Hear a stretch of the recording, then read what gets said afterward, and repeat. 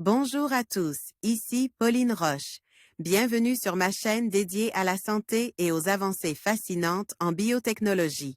Si vous êtes curieux de découvrir comment ces innovations transforment notre bien-être et notre avenir, n'hésitez pas à vous abonner pour ne rien manquer.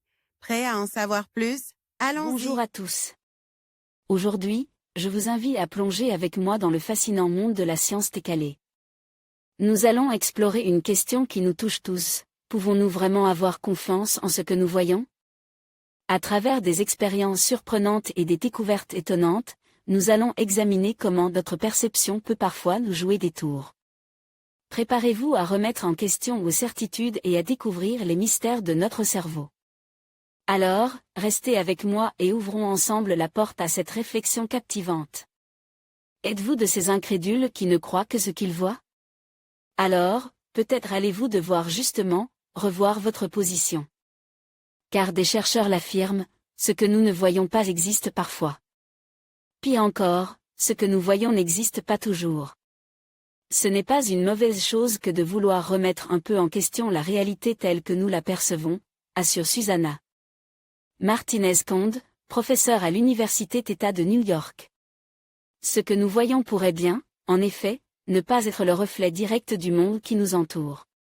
Cette grande spécialiste des illusions nous encourage donc à regarder les choses d'un œil toujours critique.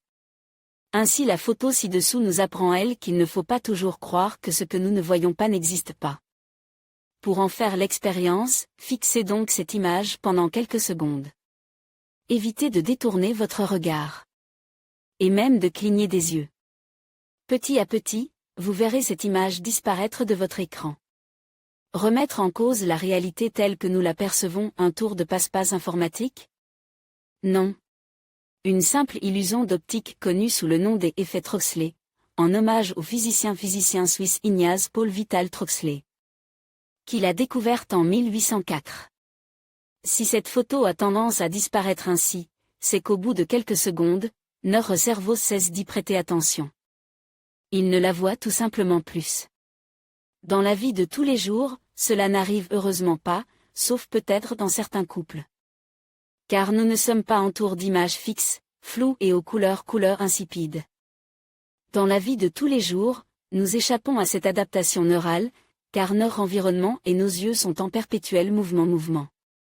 D'autant qu'au moment où cette image que l'on fixe commence à disparaître, nous avons tendance à bouger nos yeux pour vérifier qu'elle est en fait toujours là.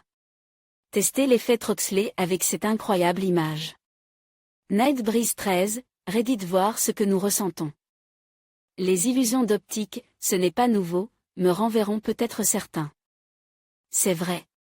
Alors, intéressons-nous maintenant à une étude menée par des chercheurs américains. Une étude qui conclut que nous sommes ce que l'on peut appeler des percepteurs actifs. Ainsi les images que nous percevons du monde seraient déformées par notre expérience et notre état émotionnel. De quoi confirmer le vieil adage, l'amour rend aveugle? Dans leurs expériences, les chercheurs américains ont soumis les participants à une série d'images. À leur œil dominant, il était présente des photos de visages neutres. À leur autre œil, des photos de visages souriants, renfrognés ou neutres. Notez que, dans l'expérience, les images montrées à l'œil non dominant ne peuvent pas être perçues consciemment.